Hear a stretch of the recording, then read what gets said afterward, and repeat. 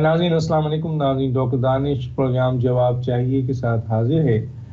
ناظرین آج ہمارے ساتھ جو مہمان ہیں، جو شخصیت ہیں، وہ متحدہ قومی ملک پاکستان کے سربراہ اور فیڈرل منسٹر بھی ہیں، جناب ڈاکٹر خالد مقبول صدیقی صاحب.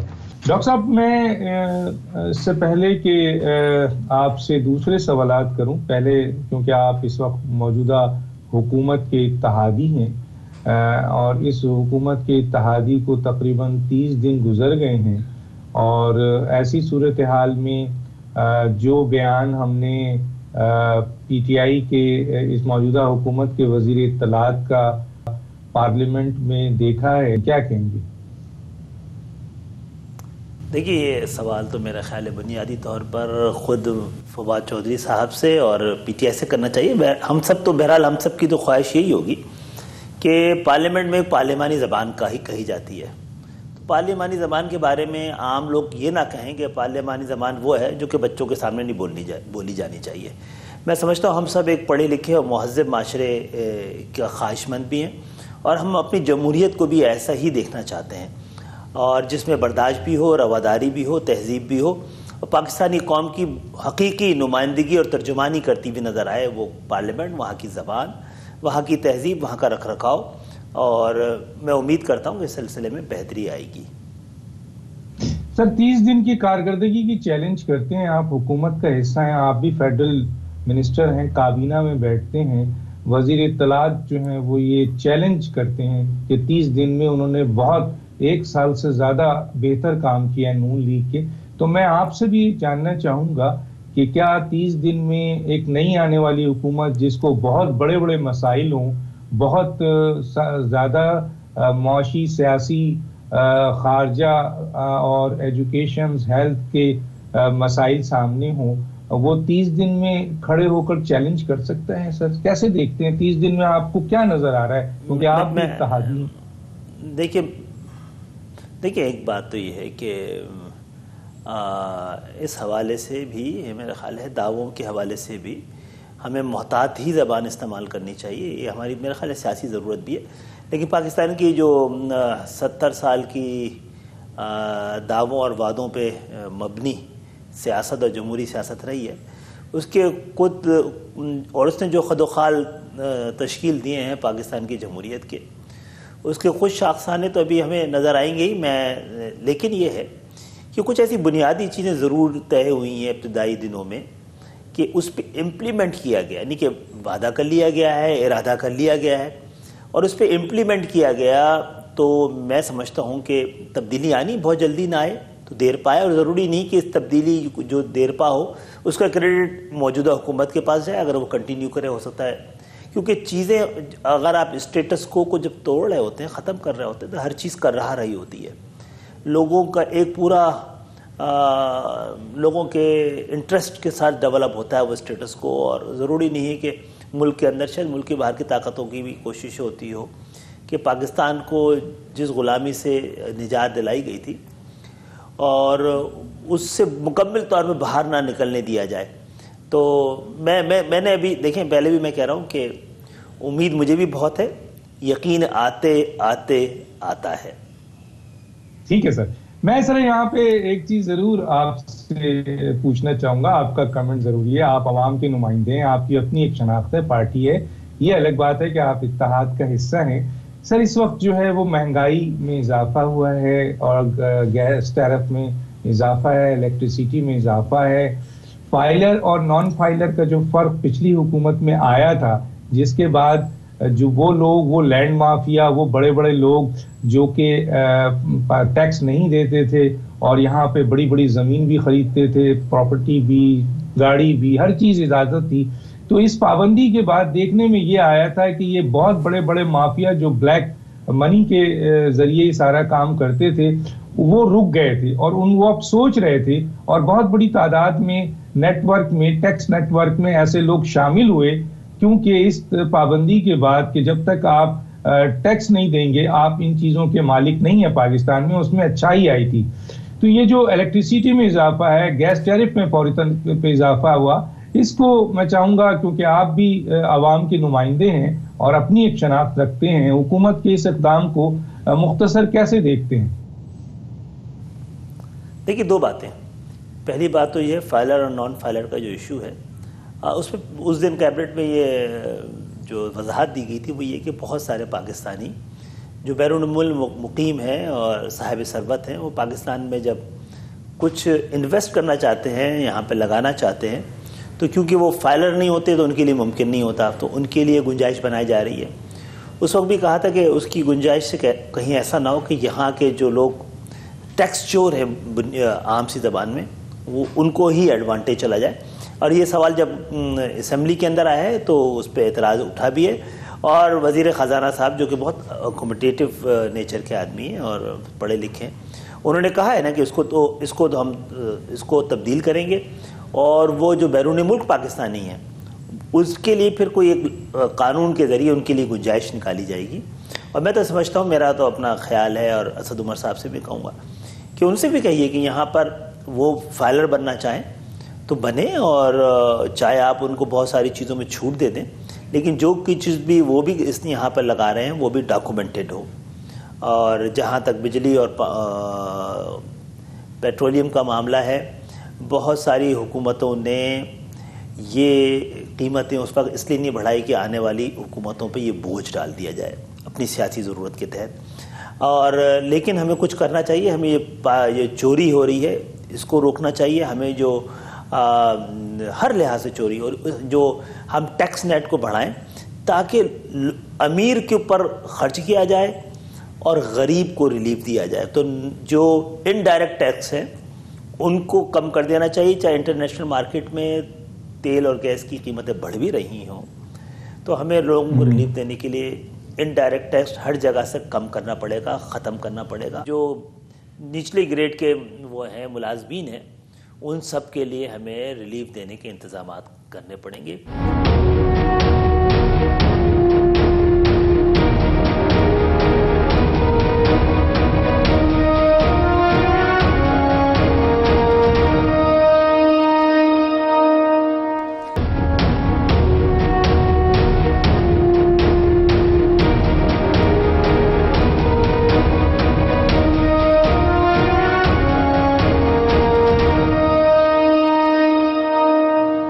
آج بھی پارلیمنٹ میں جو ہے وہ مزدور کا نمائندہ جو ہے وہ استند کار ہے، ایک آپ کے کسان کا نمائندہ جو ہے وہ ایک جاگیردار ہے. آج بھی پارلیمنٹ کا یہی حال ہے. تو جب پارلیمنٹ میں ایسے لوگ بیٹھے ہیں تو کیسے تبدیلی آئے؟ دیکھیے، آپ نے میری تقریر سنی ہوگی جو اسمبلی میں نے کی، تو اس میں بھی کہا تھا کہ تبدیلی تو اس وقت نظر آئے گی. ابھی تبدیلی تو شاید یہ نظر آ رہی ہے کہ پی ٹی آئی ٹریجری وہاں پہ اپوزیشن کی بینچوں میں بیٹھی تھی، آج ٹریجری میں بیٹھے. ہم بھی ان کے صدقے اس طرف آ گئے، اور پاکستان مسلم لیگ نون اس طرف چلی گئی ہے. تبدیلی تو پاکستان کے عوام کی نصیبوں میں اور تقدیر میں تبدیلی نہیں لا سکتی ہے. تبدیلی اس کی وقت آئے گی، لیڈرشپ لے کے آتی ہے کہ جب ہمیں الیکٹیبلز کی ضرورت نہ پڑے. ہم چند الیکشن ہار جائیں لیکن کوشش کریں کہ وہ لوگ ایوانوں میں پہنچیں جو 98% عوام کے نہ صرف دکھ اور درد کو سمجھتے ہوں بلکہ اس سے نبرد آزما بھی رہے ہوں. ہم سب کو مل کر اسی جمہوریت کا نہ صرف خواب دیکھنا چاہیے بلکہ اس کی تعبیر کے انتظامات بھی رکھنے چاہیے. اچھا سر، حکومت کے ساتھ آپ کے جو نکات طے ہوئے تھے، ظاہر ہے آپ کی اپنی آئیڈینٹی ہے، حکومت کا اتحاد کا حصہ بنے ہیں، تو کوئی پیش رفت ہوئی ان نکات پر جو آپ نے اور حکومت نے طے کیے تھے، خاص طور پہ کراچی کے حوالے سے؟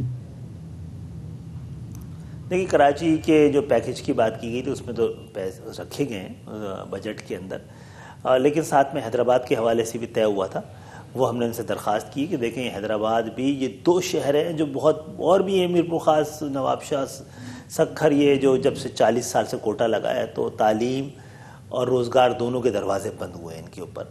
تو ان کو تو فوری ریلیف، یہ لوگ دیکھیں پوری قوم ہی پریشان ہے، لیکن یہ سندھ کے شہری علاقوں کے لوگ تو اب آئی سی یو میں ہیں. ان کو جنرل وارڈ میں لانے کے لیے ان کو خصوصی قسم کی ضرورت ہے مدد کی، وہ دینی چاہیے. اس پہ کام ہوا ہے. دوسری بات ہم نے یہ کہی تھی کہ دیکھیں مردم شماری یہ تو فرنچائز کیا جا رہا ہے پوری ایک قوم کو. پہلے گنا کم کیا گیا, پھر گننے جو جتنا کم آدھا گنا گیا اس کے اوپر بھی آدھی کانسٹیچوئنسی دی گئی, پھر جو آدھی کانسٹیچوئنسی دی گئی اس میں بھی ڈی لیمیٹیشن ایسی کی گئی کہ جس سے آپ کی اور نمائندگی آدھی ہو جائے. تو اگر کسی قوم کے 25% آپ نمائندگی کو کر دیں, ان کی ریپریزنٹیشن کو کر دیں, اور وہی ریپریزنٹیشن جو ہے وسائل اسی حساب سے ملتا ہے, تو اس پہ ہم گئے ہوئے ہیں کورٹ میں. تو ہم چاہتے ہیں کہ وہ جس طرح پچھلی حکومتوں نے یہ رکاوٹیں ڈالی ہیں اس میں, ان مقدمات کو چلنے میں, ہم کہہ رہے ہیں ہمارا کیا مطالبہ ہے کہ دیکھیں جو قوم مردم شماری بھی نہ کرا سکے ایمانداری سے, وہ مردم شناسی کیسے کر پائے گی. اور اس کے ساتھ ساتھ دوسرا معاملہ یہ ہے کہ بھائی جمہوریت تو وہی ہے, جمہوریت کی بنیادی جمہوریت ہے جو کہ بلدیات ہے, دیہات کی جمہوریت ہے, ڈسٹرکٹ کی جمہوریت ہے, تحصیل کی جمہوریت ہے, شہری حکومت ہے. تو یہ اس کا مضبوط ہونا ضروری ہے. ہم نے آرٹیکل 140A کے تحت عدالتوں میں گئے ہوئے ہیں, کوئی سنوائی نہیں ہو رہی ہے. تو اس میں بھی پچھلی حکومتوں نے رکاوٹیں ڈالی تھیں. میرا خیال ہے اس حکومت نے وعدہ کیا ہے کہ اس حوالے سے جو بھی انصاف کے تقاضے ہیں اس میں رکاوٹ نہیں ڈالی جائے گی. جی ڈاکٹر خالد صاحب, میں یہاں پر جو سوال رکھنا چاہتا ہوں وہ یہ ہے کہ جی کوٹا سسٹم کے اوپر سر, جبکہ اب 2013 میں یہ جو ہے وہ ختم ہو چکا ہے, اس کا 40 سال, اور 2013 سے آج 2018 کئی اپوائنٹمنٹس بھی ہو چکی ہیں. تو یہ تو غیر آئینی اپوائنٹمنٹس ہیں, غیر انلیگل اپوائنٹمنٹس ہیں. تو اس پہ آپ کی سر اس موجودہ حکومت سے کوئی بات ہوئی؟ مختصر اس پہ میں بات کرنا چاہوں گا, اور اس کے بعد کراچی آپریشن پہ نظر ثانی کے حوالے سے بھی نکات آپ شامل ہیں, کیا کہیں گے سر؟ دیکھیں پہلی بات تو یہ جو کوٹا سسٹم ہے اس پر دو طرح کی عدالتوں سے آئے ہیں. ایک تو اس کی مدت ختم ہو گئی, دوسرا اس کو بالکل غیر آئینی اور غیر اسلامی سپریم کورٹ نے قرار دیا ہے. غیر آئینی, غیر قانونی, غیر انسانی اور غیر اسلامی. تو اس کو جو بھی چلا رہا ہے بڑا ظلم کر رہا ہے اس ملک کے ساتھ. ہماری ابھی بھی مخالفت ہے. اگر کچھ تقاضے ہیں ملک میں کوٹا سسٹم رکھنے کی, ان کی وجوہات بتائی جائیں. پہلی بات تو یہ. دوسری بات ہے کہ پورے پاکستان کے باقی 3 صوبوں میں, صوبوں کے درمیان تو ایک کوٹا سسٹم ہے وفاقی, لیکن صوبوں کے اندر کوئی شہری اور دیہی علاقوں کا کوئی کوٹا سسٹم نہیں ہے. جبکہ سب سے کم اگر دیہی علاقے ہیں کسی صوبے میں تو وہ صوبہ سندھ ہے, جہاں پہ کوٹا سسٹم کی سب سے کم ضرورت تھی.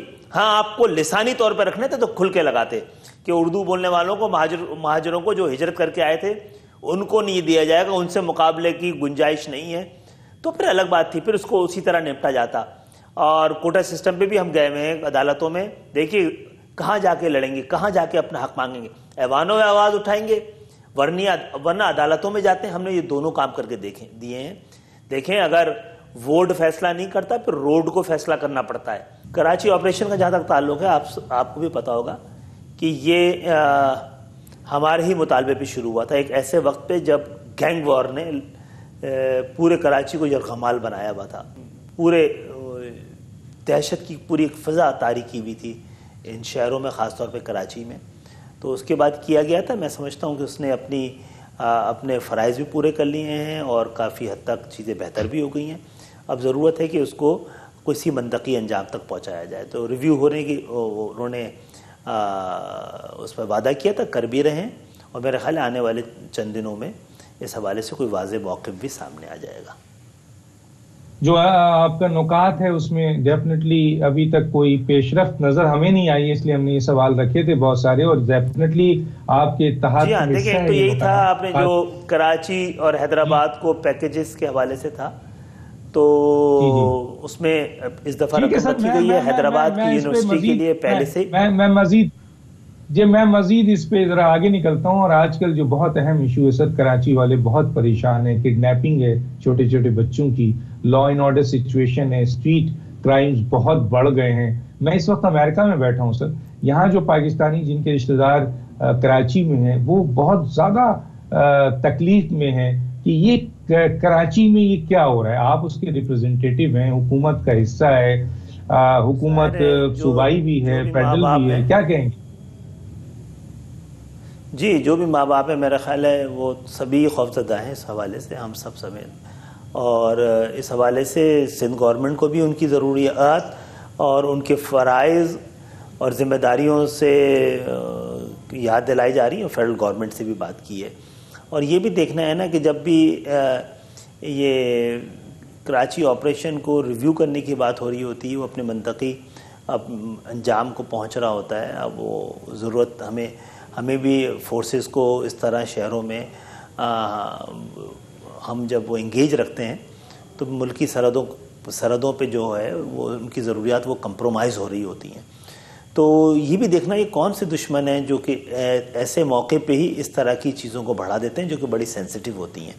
بہت اس حوالے سے لا اینڈ آرڈر کا سندھ میں اور خصوصی طور پہ کراچی میں اس کا، اور بلکہ پورے پاکستان کا ہی معاملہ ہے، بہت بڑی کوئی چینج ابھی نہیں آئی ہے. اس پہ ریویو ہونے کا دیکھیں، اس کا آسان طریقہ ہے. دنیا بھر میں جو ہمیں کوئی دوبارہ سے تو پہیہ ایجاد نہیں کرنا ہے نا، دنیا بھر میں جو مہذب معاشرے ہیں، مضبوط معاشرے ہیں، جمہوری معاشرے ہیں، جہاں امن و امان ہے، اور جہاں جو اپنے انہی آب و ہوا کو بیچ کر دنیا بھر سے جہاں پر پھر سرمایہ کاری بھی ہوتی ہے. دیکھیے یہ ہے لوکل پولیسنگ. ہمارا سوال یہ ہوتا ہے کہ جب پشاور میں پشاور کی پولیس ہے، پشاور میں پنڈی میں پنڈی کی پولیس ہے، لاہور میں لاہور کی پولیس ہے، کوئٹہ اور ملتان میں وہاں کی پولیس ہے، تو کراچی میں کہیں کی اور کی پولیس کیوں ہے؟ کیا وجوہات ہیں؟ جب وہیں کے لوگ لیاقت آباد میں لیاقت آباد کے ہی نوجوان تھانوں میں ہوں گے اور لیاری میں لیاری کے نوجوان تھانے میں ہوں گے، تو اپنے علاقوں کو، اپنی ضروریات کو لوگوں کو بھی جانیں گے، لوگ بھی ان کو جانیں گے. حالات ڈراسٹکلی چینج ہو سکتے ہیں امن و امان کے پورے پاکستان میں. جی ناظرین، ایک بریک پہ جاتے ہیں اور پھر بریک کے بعد واپس آتے ہیں.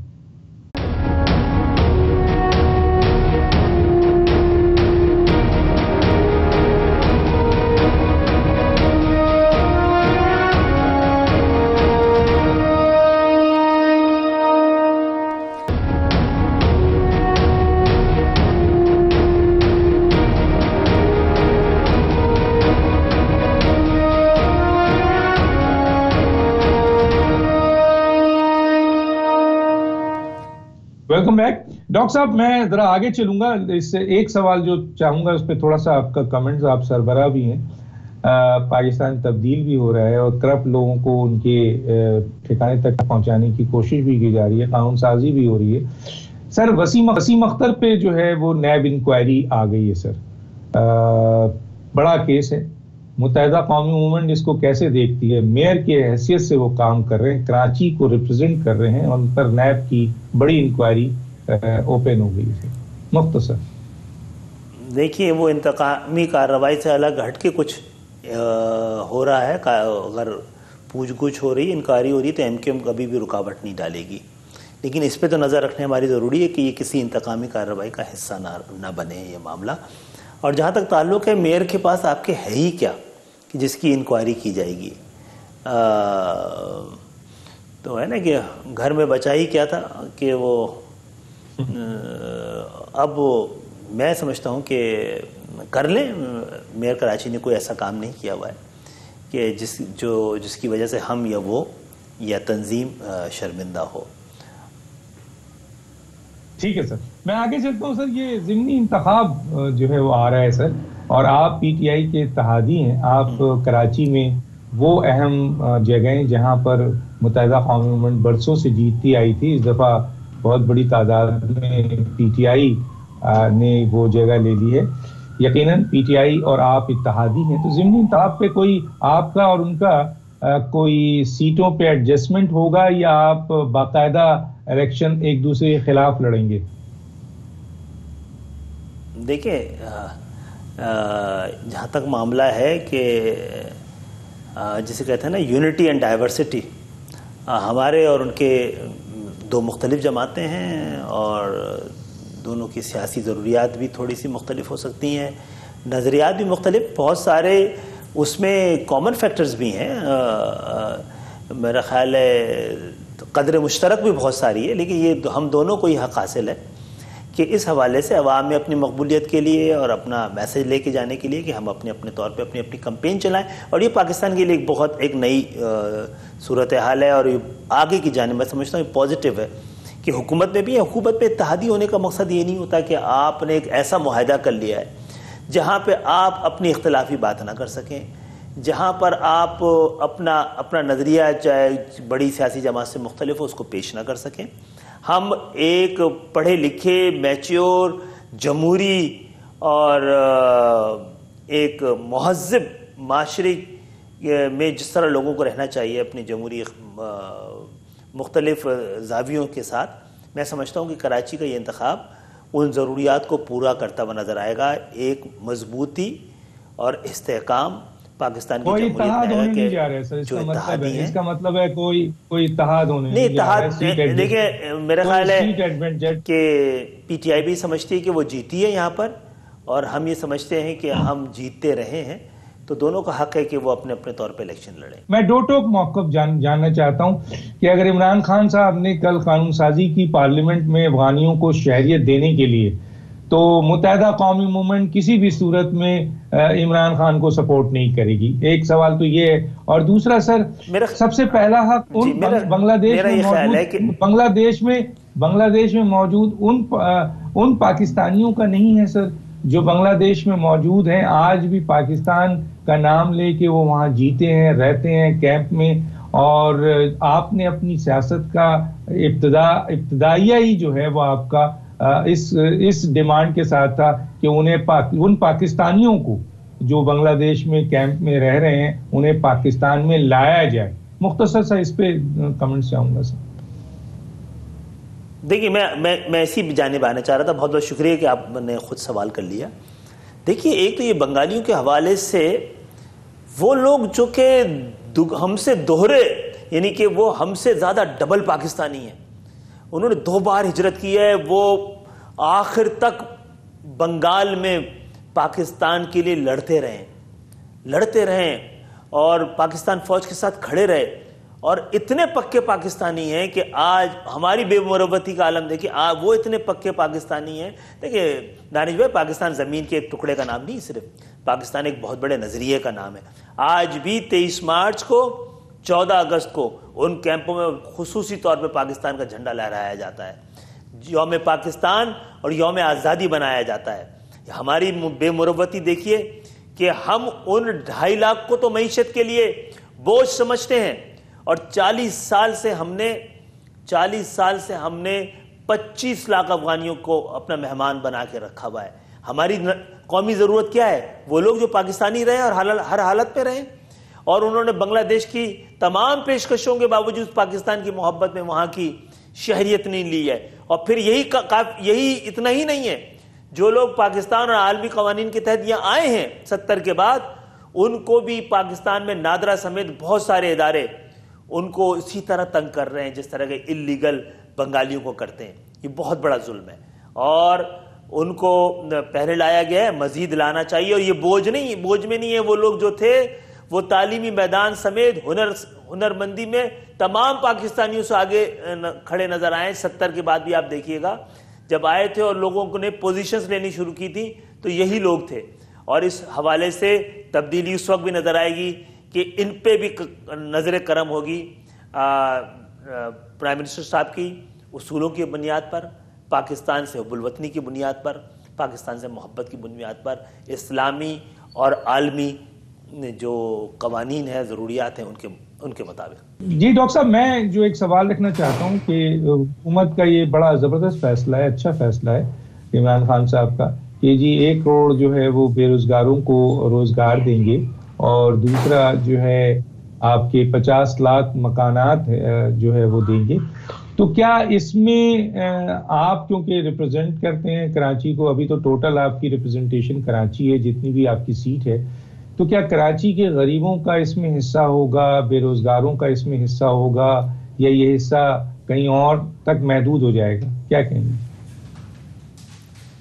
دیکھیں معاملہ یہ ہے کہ اگر یہ پاکستان میں نوکریاں دینے کی بات کی گئی ہے تو کراچی اور حیدرآباد تو پاکستان کا مکمل طور پہ حصہ ہے, روحانی طور پہ بھی, جسمانی طور پہ بھی, اور نظریاتی طور پہ بھی, اور جو زمینی طور پہ بھی. تو میں نہیں سمجھتا کہ ان کا حصہ نہیں ہوگا یا کوئی نہیں چاہے گا. جبکہ اس کوٹا سسٹم نے اور 10 سال کی پیپلز پارٹی کی حکومت نے تو اس بات کی ضرورت کو اور بڑھا دیا ہے کہ ان کو دیے جانے والا یہ حق جو ہے سب سے پہلے دیا جائے. اور دوسری بات یہ ہے کہ ہم ایک ایسے شہر میں رہتے ہیں جہاں جو 70% ریونیو دیتا ہے, تو میرا خیال ہے سب سے زیادہ نوکریاں بھی یہیں سے جنریٹ ہوں گی, تو یہیں کے لوگوں کو ملنی چاہیے اور ملنے کی بھی, اور اس پہ ہم آواز بھی اٹھاتے رہیں گے. 1 کروڑ نوکریاں میرا خیال ہے جو پرائم منسٹر صاحب نے کہا ہے, وہ نوکریاں نہیں دینے کو کہا ہوگا, روزگار دینے کو کہا ہوگا, کہ حکومت تو دن نہیں دے پائے گی اپنے پاس, ہمیں وہ انتظامات کرنے ہیں, ریگولیٹ کرنا ہے حکومت کا کام جو بنیادی طور پہ کہ پرائیویٹ سیکٹر اتنا فلورش کرے, اتنے اختیارات ہوں ان کو, اتنی سہولتیں ہوں کہ لوگوں کو نوکریاں دے سکیں. بالکل دی جا سکتی ہیں. میں سمجھتا ہوں خود IT منسٹری کو صحیح طرح ابھی یہ فنکشن شروع کرے گی اور اس میں جو رکاوٹیں وہ دور ہوں گی, تو وہ خود ہی لاکھوں لاکھ جو ہے نوکریاں خود جو ہے وہ کریٹ کر سکتی ہے. پاکستان 5 بڑے ملکوں میں سے ہے جہاں پہ فری لانسرز کام کر رہے ہیں, جہاں پہ زرخیز ذہن ہیں. ان زرخیز ذہنوں کی آبیاری کرنی ہے اور امکانات تو ہیں, اور میں سمجھتا ہوں کہ عمران خان صاحب کو بھی میں ان سے, اگر یہ پروگرام ان تک پہنچے, کہ خاص طور پہ اس کا تو اعلان کر دیں کہ پورے پاکستان میں بلا تخصیص جس کا بھی حق ہے اور جس کی بھی صلاحیت ہے اس کو ملنا چاہیے. یہ ایک کسی کوٹا سسٹم کی بھینٹیں نہیں چڑھنی چاہیے.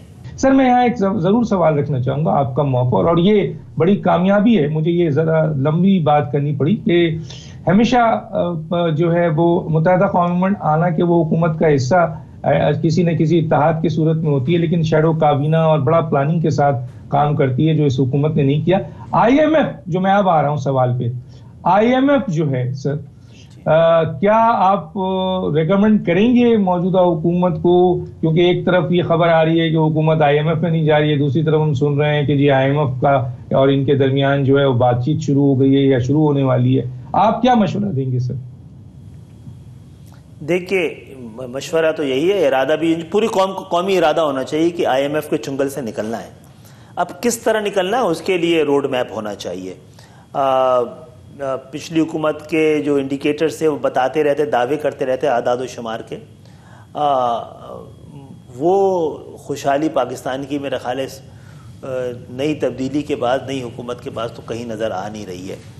تو IMF کے چنگل سے نکلنے کی ہر طرح سے کوشش کرنی چاہیے, اپنے پیروں پہ کھڑے ہونے کی ہر طرح سے کوشش کرنی چاہیے, اور بہت سارے بڑے اقدامات کرنے نا. دیکھیں دانش بھائی, بڑے اقدامات کے ذریعے ہی بڑے ملک بنتے ہیں.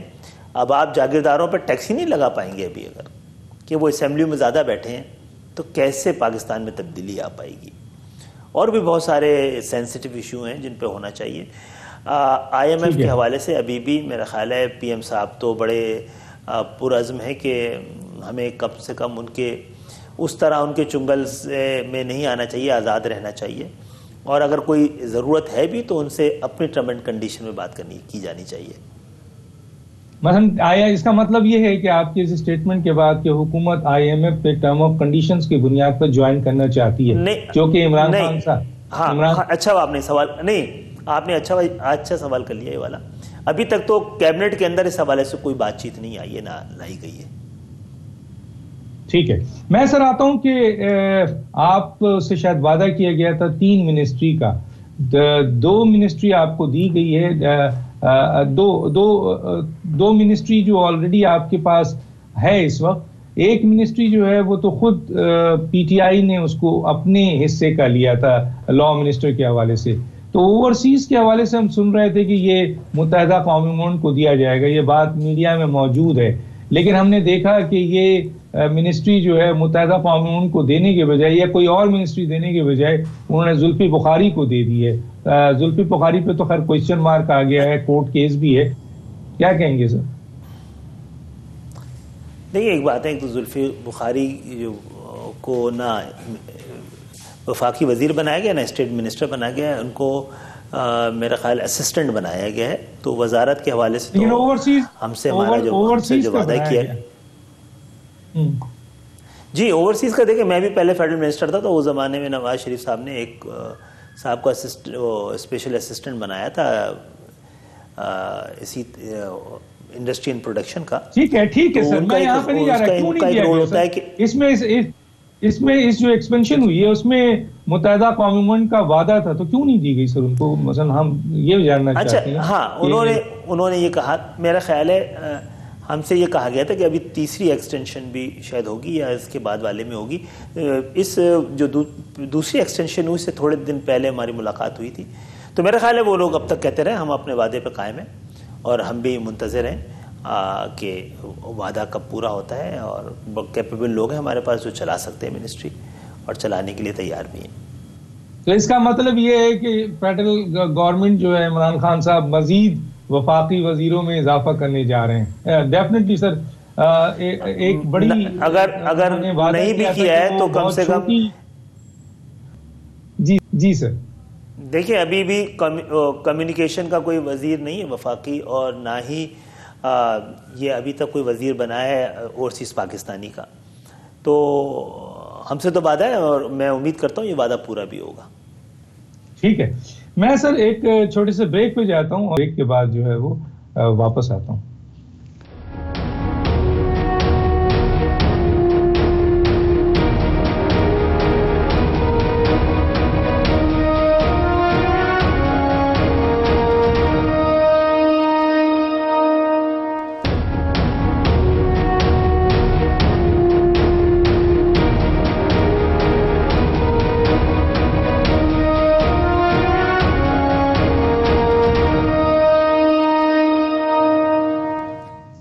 Welcome back. جی ڈاکٹر صاحب، میں ایک بہت ہی اہم اجلاس جو ہے اس وقت جاری ہے. میں خود امریکہ میں ہوں اور وہ ہے جناب UN میں جنرل اسمبلی کا، اور اس صورتحال میں آپ 130 ملکوں کے سربراہ آئے ہیں، اور عمران خان ایک نئی حکومت اسٹیٹس کو توڑ کر آئے تھے، اور بہت سارے ایسے ایشوز تھے جو ماضی کی حکومتوں نے جنرل اسمبلی میں صحیح طرح سے نہیں اٹھایا یا مکمل نہیں اٹھایا. تو پوری قوم اور خاص طور پہ یہاں میں امریکہ میں موجود ہر پاکستانی کی یہ خواہش تھی کہ جناب عمران خان صاحب آتے اور جنرل اسمبلی میں دو ٹوک پاکستان کا موقف بیان کرتے، خاص طور پہ کشمیر کے حوالے سے، ٹیررزم کے حوالے سے، اور پاکستان کی جو ریلیشن شپ ہے، اور خاص طور پہ جو مسلم ممالک ہے ان کے ساتھ، اور جو غریب مسلمانوں کے ساتھ پوری دنیا میں جو اس وقت زیادتی کی جا رہی ہے، استحصال ہو رہا ہے. تو وہ اور پاکستان کا فیس یہاں پہ اور بھی بہت سے سربراہان سے ملاقات ہوتی. کیا آپ سمجھتے ہیں سر انہوں نے بہت بڑی غلطی کی ہے، ان کو آنا چاہیے تھا؟ دیکھیے ہر ایک کی خواہش تھی، اور میرا خیال ہے جاتے بھی تو اس حوالے سے پاکستانی کے موقف کو تقویت ملتی، لیکن عمران خان صاحب نے حلف اٹھانے کے بعد ہی اپنی پہلی ترجیح جو ہے قومی ایشوز پہ رکھی ہے. اور ان کا کہنا یہ تھا کہ شروع کے ان 90 یا 100 دنوں میں وہ پورے کنسنٹریٹ کریں گے کہ ایک بار ہم جو ان کی تبدیلی ہے وہ پٹری پہ چڑھ جائے، پھر اس کے بعد وہ جو بہت ہی ضروری غیر ملکی دورے ہوا کریں گے وہ کریں گے. اس دفعہ انہوں نے شاہ محمود قریشی صاحب کو بھیجا تھا. جنرل اسمبلی کا اجلاس کو آپ اہمیت نہیں دیں گے؟ 130 ممالک کے سربراہ ہیں سر، بہت بڑے بڑے اہم ملکوں کے سربراہ. جی میں نے ڈاکٹر صاحب میں نے تو کہا ہے نا کہ میں سمجھتا ہوں کہ وہ ہوتے تو یہ موقف جو ہے پاکستان کا اور نئی حکومت کا بڑے واضح طور پہ پہنچتا. اور ٹھیک ہے سر، میں آگے جاتا ہوں، بات ہو گئی. میں آتا ہوں سر فاروق ستار کے حوالے سے. فاروق ستار کے حوالے سے تھوڑا سا کمنٹس میں ضرور چاہوں گا سر. کیا کہیں گے سر؟ دیکھیے فاروق بھائی جو 5 فروری کو صورتحال پیدا ہوئی تھی، میرے خیال ہے اس کی تفصیل کی ضرورت نہیں ہے. اس کے بعد الیکشن ہم نے مل کے لڑا. فاروق بھائی ابھی بھی رابطہ کمیٹی کے ممبر تھے، انہوں نے ایک استعفیٰ بھی بھیجا تھا جو کہ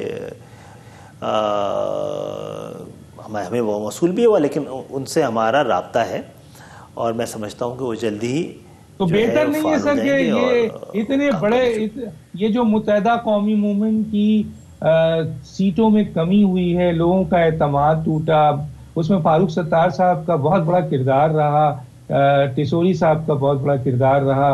پھر اس طریقے سے ایسے حالات پیدا ہوئے کہ متحدہ قومی موومنٹ آج صرف 6 سیٹ کے ساتھ یا 7 سیٹ کے ساتھ جو ہے وہ اسمبلی کا حصہ ہے، اور سب سے بڑا اس میں کوشچن مارک فاروق ستار کا ہے. تو کیا بہتر نہیں ہے اگر انہوں نے ریزائن کر دیا تو آپ ایکسیپٹ کریں، ان کو اجازت دیں وہ کسی اور پارٹی میں جائیں یا سیاست چھوڑیں؟ نہیں، میرا خیال ہے فاروق بھائی ایک بات تو کر چکے ہیں پہلے بھی کہ وہ ایم کیو ایم کے علاوہ کسی اور سیاسی جماعت میں نہیں جائیں گے. اگر کرنا بھی نہیں چاہیں گے, اگر کوئی چیز ان کو ایسی لگ رہی ہے کہ اس وقت ان کے لیے وہ مناسب نہیں ہے, وہ نہیں کرنا چاہتے, تو میرا خیال ہے وہ بھی پیشہ ور سیاستدان نہیں ہیں اور کسی سیاسی جماعت میں نہیں جائیں گے. ہاں, جہاں تک تعلق ہے کہ ہم سب کی کوشش رہی ہے ہمیشہ سے کہ ہم اپنے لوگوں کو ضائع نہ کریں, خاص طور پہ فاروق بھائی کے ساتھ تو پارٹی کے 40 سال تقریباً لگے ہوئے ہیں, اس کو ہم کسی طور پہ بھی ضائع نہیں ہونے جائیں گے. اگر ضائع صرف وہ ہوتا ہے جو خود تنظیم کو ہی ضائع کرنے کی صلاحیت رکھتا ہو. تو فاروق بھائی سے فائدہ اٹھایا نہ صرف ایم کیو ایم بلکہ قوم کو بھی فائدہ اٹھانا چاہیے قوم کو, اور ہمیں بڑی امید ہے اور ہم کانٹیکٹ میں بھی ہیں کہ وہ ساتھ چلے, ان کے تجربے سے ہم سب فائدہ اٹھائیں. جو ہو گیا وہ بڑا افسوسناک تھا اور نہیں ہونا چاہیے تھا, لیکن اس میں میں وضاحت کر دوں کہ 22 اگست کو جو کچھ ہوا وہ اتنی بڑی تبدیلی تھی, اتنا بڑا ارتھ کوئک تھا کہ اس کے جو ہے آفٹر افیکٹس تو آنے تھے اور آفٹر شاکس تو آنے ہیں. ٹھیک ہے سر. بہت سارے ناقدین کا خیال ہے کہ فاروق ستار صاحب نے 22 اگست کے بعد جس طرح کا بیہیویئر رکھا اور جس طرح سے اختلافات بڑھے اور پھر ان کے بار بار رویے نے متحدہ قومی امت کو نقصان پہنچایا, ان کے ووٹرز جو ہے نا وہ بڑے دل برداشتہ ہوئے. میں آگے چلتا ہوں سر. دیکھیں دانش بھائی, یہ میں یقین دلا رہا ہوں کہ پارٹی کے اصول, ضوابط, اس کی روایات اور اس کا جو آئین ہے اس پہ کمپرومائز کیے بغیر میں سمجھتا ہوں ہم سب کو ساتھ لینے کی کوشش جاری رکھیں گے. تھوڑا سا پی ایس پی پہ بولیں گے سر, کہاں کھڑی ہے, تھوڑا سا مختصر سا. دیکھیں پی ایس پی کو انتخابات میں جیسا کہ ہم کہہ رہے تھے کہ اس سے پہلے بھی مصنوعی انتظامات جو رکھ کے پارٹیاں بنائی جاتی ہیں وہ کبھی بھی عوامی حمایت حاصل نہیں کر سکتی. دیکھیں جن کی جڑیں عوام تک نہ ہوں تو ان کو مصنوعی طور پہ مسلط نہ کیا بھی نہیں جانا چاہیے, نہ وہ ان کو کیا جا سکتا ہے. مصنوعی انتظام ہوتے ہیں, اور جن پارٹیوں کے جڑیں عوام میں ہیں ان سے نمٹنے کا ان سے صرف مکالمہ ہی وہ صورت ہے جس سے بات بن سکتی ہے, اور ایم کیو ایم نے ہمیشہ مکالمے پر زور دیا ہے. تو پاکستان کی حکومتیں, ریاست, مملکت سب کو جو ہے اسی مکالمے کے ذریعے پاکستان کی جمہوریت کو آگے کی طرف لے کے جانا چاہیے, اور کوئی بھی کوشش نہیں ہونی چاہیے کسی مصنوعی انتظامات کے جائے. سر میں یہاں پہ ایک ضرور پوچھنا چاہوں گا مختصر سا, وہ یہ ہے کہ جی عمران خان صاحب نے ڈیم کے حوالے سے جو ہے وہ چندہ کہا, اور اب پتہ نہیں ہے کہ کتنا چندہ آیا اس صورتحال میں. دوسری طرف ہم دیکھتے ہیں کہ کئی اہم کیسز ہیں جس میں بہت سارے لوگوں کے احتساب کے عمل میں پیسوں کا سلسلہ ہے. اگر ہم ان لوگوں سے ہی جو لوٹا ہے, جن لوگوں نے ان سے پیسہ نکال لیں, تو ہم تقریباً 5-6 ہزار ارب روپے تک چلے جاتے ہیں. ڈیم 1600 ارب ہے, اور ابھی چیف جسٹس صاحب کے جو اکاؤنٹ میں 2.25 ارب آیا تھا, سننے میں آیا ہے کہ شاید عمران خان کے بھی اکاؤنٹ میں کوئی زیادہ پیسہ نہیں آیا. تو بہتر نہیں ہے سر کہ احتساب کا وہ عمل سخت کر دیا جائے, اور وعدہ جو کیا گیا تھا کہ جنہوں نے پاکستان لوٹا ہے وہ پیسہ جو ہے, جو یہاں پہ بھی موجود ہے اور جو باہر بھی ہے, اس پر کنسنٹریٹ کیا جائے, احتساب کے عمل کو تیز کیا جائے. میرا خیال ہے سب سے پہلا قدم ہی جو کیبنٹ کا اجلاس تھا اس میں یہی تھا, اس پہ قانون سازی کو شروع کر دیا گیا اور بڑے حد تک وہ ہو بھی گئی ہے. اس کے بس فوری امپلیمنٹیشن کی ضرورت ہے. اور آپ صحیح کہہ رہے ہیں, دیکھیں ڈیم بھی چندے سے نہیں بنیں گے. چندہ اس لحاظ سے تو صحیح ہے پورے پاکستانیوں سے, اوورسیز پاکستانیوں سب سے, کہ ہم سب کو لگے کہ ہم اس کا حصہ ہیں. ایک احساس ہو کہ اپنا ایک قومی ذمہ داریوں کا بھی سب چیزوں کا. لیکن یہ ہے کہ ڈیم تو بہت بڑی بات ہے, اس کے لیے ہمیں خود بھی ملکی ضروریات سے بھی اور جو بھی پارٹنرشپس بنتی ہیں اس کے ذریعے ڈیمز بنانے چاہیے. پانی کا ضیاع نہیں ہونا چاہیے, لیکن یہ بھی یاد رکھنا چاہیے کہ ہم ایکو سسٹم بھی ختم نہ کریں. کچھ فطری ضرورتیں ہوتی ہیں قدرت کی بھی نا, پانی کو بھی ایک خاص مقدار میں سمندر کے حوالے کیا جانا ضروری ہے, ورنہ سمندر آپ کی زمین پہ چڑھ دوڑتا ہے. سندھ میں ہونے والا یہاں پہ سب ٹائم ختم ہو رہا ہے, میں ختم ہو رہا ہے, آپ سے ایک ٹائم ختم ہو رہا ہے, ایک کمنٹس دوں گا سر. اگر ایک ریومرز ہے, کہہ لیں ایک سننے میں آ رہا ہے, ذرا ہے انفارمیشن ہے کہ آصف علی زرداری صاحب بیماری کی کا رکھ کے اس ملک سے چلے جائیں گے اور پھر ہمیشہ کے لیے نہیں آئیں گے، اور نواز شریف صاحب بھی کچھ عرصے بعد اندر باہر ہو کے ملک سے باہر چلے جائیں گے۔ اگر یہ دونوں عمل ہو گیا موجودہ حکومت میں تو پھر کیا احتساب مکمل ہوگا؟ اس کو احتساب مکمل کہیں گے؟ میرے پاس 1 منٹ ہے سر۔ میرا خیال ہے ضرورت تو اس بات کی ہے کہ ملکی دولت بھی واپس آئے اور جنہوں نے لوٹا بھی ہے، میں ان دونوں کی بات نہیں کر رہا ہوں، میں اوور آل بات کر رہا ہوں، ان کو بھی لوٹی ہوئی دولت کا ان سے حساب لیا جائے۔ لیکن اگر اتنا بھی ہوتا ہے کہ یہ اگر افواہیں ہیں تو ان کو افواہیں رہنی چاہیے۔ میرا خیال ہے ملکی قوانین، ضروریات، دعوے، وعدے اور پاکستان یہ سب سے ضروری ہے، اس پہ اس طرح کا کوئی کمپرومائز نہیں ہونا چاہیے، نہیں ہونا چاہیے۔ ڈاکٹر خالد محمود صدیقی صاحب آپ کا بہت شکریہ۔ پھر آخری میں آج عمران خان صاحب سے ایک ریکویسٹ کروں گا کہ خان صاحب آپ کا جو وعدہ تھا وہ یاد دلانا چاہتا ہوں، اور وہ وعدہ بہت اہم ہے، اور وہ وعدہ یہ ہے کہ آپ قوم کو سچ بتائیں۔ آپ قوم کو سچ بتائیں گے، قوم آپ کے ساتھ کھڑی ہوگی، اور جب آپ کے ساتھ قوم کھڑی ہوگی تو پھر آپ کو اور آپ کی حکومت کو کسی چیز سے کوئی خطرہ نہیں ہے۔ تو اس لیے ہم پھر آپ کو یاد دلاتے ہیں کہ آپ نے وعدہ کیا تھا کہ میں اپنی قوم کو سچ بتاؤں گا۔ ڈاکٹر دانش کو یاد دیجیے۔ اللہ حافظ۔